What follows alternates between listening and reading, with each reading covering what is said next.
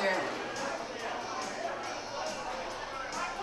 Any of our other female tattooers? Where'd they go with the big tribal piece on her back now? We got power. No chance.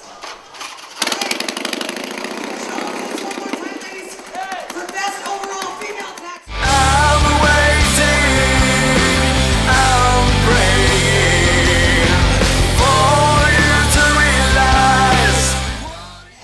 This is Dick Cartier right here, and Dick is the one who puts together the whole build-off. He finds the builders, he gets everything arranged here in the tent, and he makes sure it all goes off without a hitch.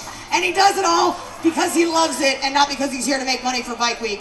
He does it because he enjoys it. And we all love Dick. You guys can give a nice round of applause. Dick, I think you need to carry that for me because I think we have a couple of birthdays to celebrate.